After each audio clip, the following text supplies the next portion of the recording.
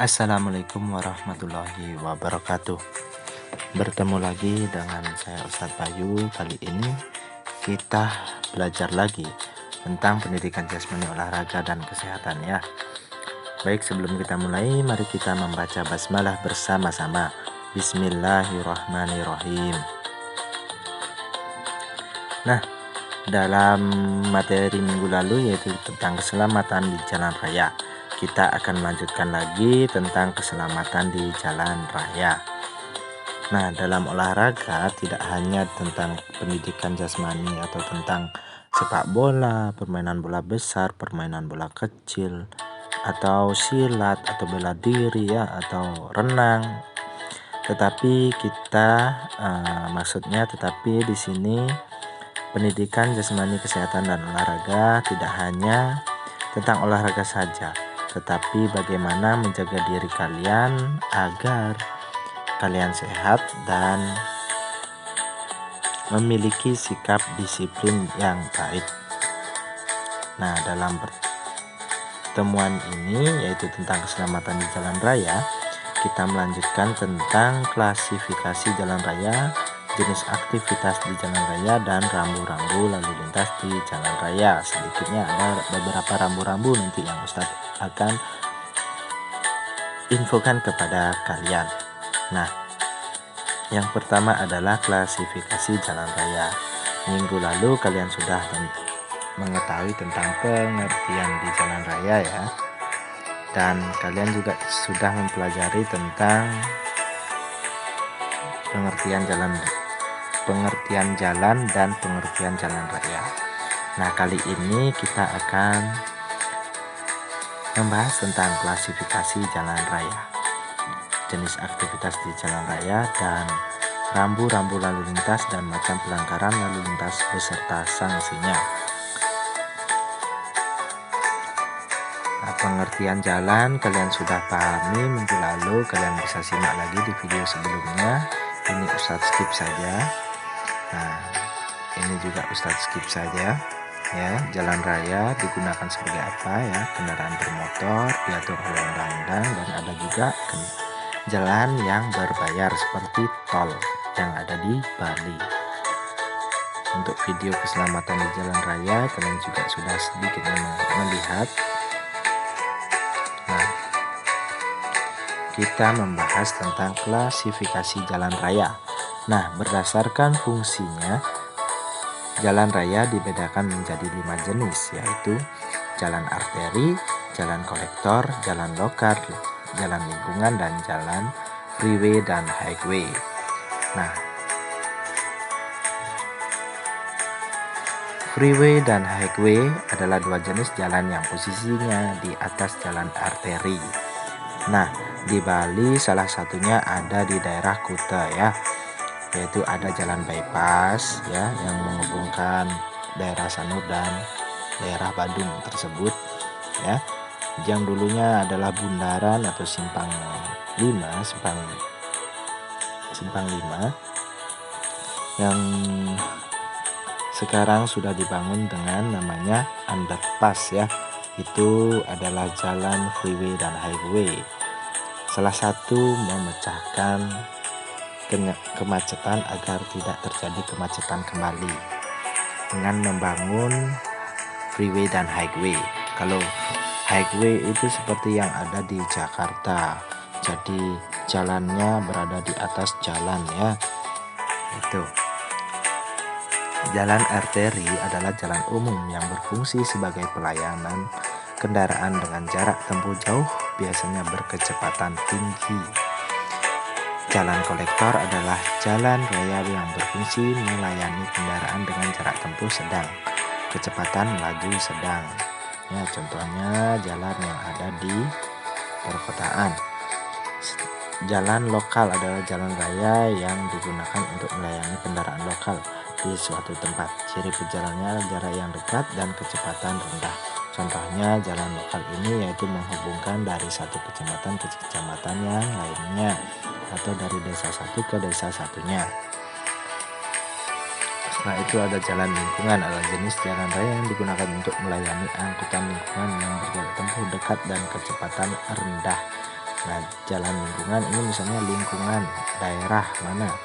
Universitas Udayana yang ada di Jimbaran, itu adalah jalan lingkungan Universitas Udayana.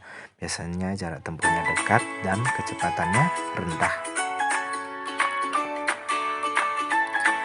Yang kedua yaitu berdasarkan administrasi pemerintah. Ada jalan nasional, jalan provinsi, jalan kabupaten, jalan kota, dan jalan desa.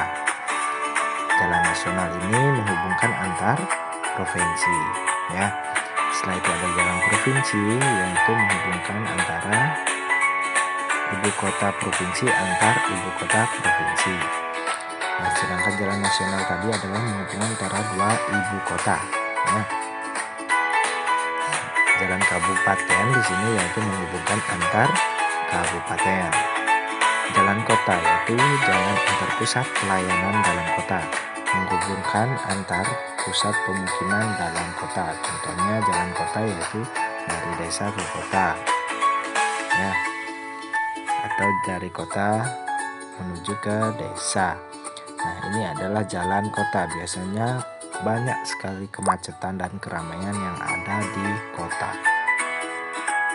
Setelah itu ada jalan desa, jalan umum yang menghubungkan kawasan dan atau antar permukiman dalam satu desa. Contohnya, Ustadz tinggal di desa Abian Semal.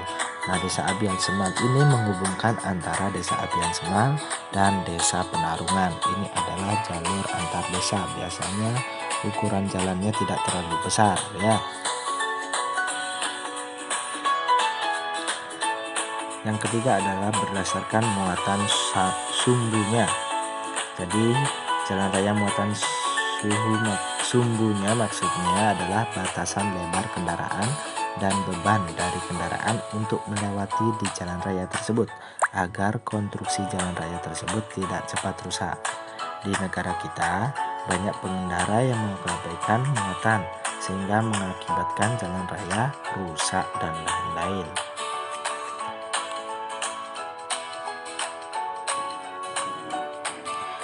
Ada apa saja jenis aktivitas di jalan raya? Aktivitas di jalan raya, yang pertama ada aktivitas berjalan kaki, ada aktivitas bersepeda, berkendara menggunakan bus, aktivitas berkendara dengan sepeda motor, ya. Jadi tolong diperhatikan bagi anak-anak di sini. Jika aktivitas bersepeda, sebaiknya menggunakan perlengkapan pendukung keselamatan. Contohnya helm, sepatu, ya. Bersepeda di jalur aman, ya. Jalur aman bersepeda ada di sebelah mana? Ada di sebelah kiri. Yang ketiga yaitu fokuslah saat bersepeda, ya. Nah, selanjutnya yaitu ada yang namanya pengertian dari rambu lalu lintas. Nah, apa sih kegunaan rambu lalu lintas? Perlengkapan yang berfungsi untuk mengatur lalu lintas, ya. Jadi jika tidak ada rambu-rambu lalu lintas, maka orang di jalan raya akan semrawut, ya. Tidak ada yang mengatur di jalan raya. Jadi orang nyebrang nanti tidak bisa, orang bersepeda juga tidak bisa, nanti susah, ya, jika tidak ada yang namanya peraturan. Nah, sebelum masuk ke macam-macam rambu lalu lintas, Ustadz akan berikan kalian nih. Kalian juga bisa baca di buku yang ada di LKS, ya, macam-macam pelanggaran lalu lintas. Ini ada contoh sedikit, ya. Yang nomor C, ya, pasal 281. Setiap pengendara kendaraan bermotor yang tidak memiliki SIM dipidana dengan pidana kurungan paling lama 4 bulan atau denda paling banyak 1 juta. Nah, bagi kalian nih yang masih SMP yang mengendarai motor, ya, kalian tidak memiliki SIM, hati-hati ketika kalian ditilang polisi. Jika tidak, kalian bisa dipidana kurungan paling lama 4 bulan dan atau kalian bisa membayar denda dengan 1 juta rupiah. Ya, jadi jangan coba-coba mengendarai menggunakan sepeda motor tanpa memiliki SIM ya. Lebih baik kalian menggunakan sepeda ya, atau kalian menggunakan sepeda listrik ya, karena sepeda listrik tersebut tidak ada STNK, jadi lebih aman dan tidak bisa kena tilang dari polisi dan jauh lebih ramah lingkungan. Nah, itu tadi macam-macam pelanggarannya, ada banyak sekali macam-macam pelanggaran lalu lintas. Kalian bisa lihat di LKS-nya ya. Nah, berikut ini adalah rambu-rambu lalu lintas ya. Di sini gambar yang biru ini adalah menunjukkan jalan ya, menunjukkan jalannya ya. Belok kiri, belok kanan, lurus terus, turun ke bawah, turun bawah kiri, turun bawah kanan ya.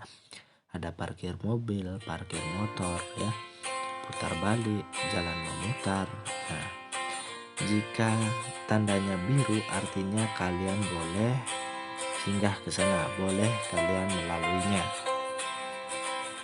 Nah, jika tanda kuning artinya hati-hati ya. Itu hati-hati palang otomatis, hati-hati lalu lintas dua arah, jalur menanjak, jalur menurun, tikungan tajam misalnya ya. Nah, jika tanda merah artinya dilarang ya, tanda merah artinya dilarang, dilarang masuk, dilarang membunyikan klakson, dilarang belok kiri, dan ada juga kecepatan maksimal 20 km per jam. Biasanya ada di wilayah di dekat sekolah tuh 100 meter, kurang lebih 100 meter itu ada zona di mana kecepatan maksimal 20 km per jam. Nah, yang hijau ini adalah tempat untuk khusus ya, hal yang khusus. Contohnya di sini ada titik kumpul ya, jadi emergency ya, tempat emergency biasanya warna hijau. Dan masih banyak rambu-rambu lalu lintas lagi yang lainnya, kalian bisa lihat di internet ya. Baiklah, itu saja untuk kali ini. Kita lanjut minggu depan ya. Wassalamualaikum warahmatullahi wabarakatuh. Terima kasih anak-anakku semuanya. Semoga kalian tetap sehat, jaga kondisi, makan makanan yang bergizi, jangan lupa untuk istirahat, dan jangan lupa untuk berolahraga setiap hari. Push up, sit up, back up.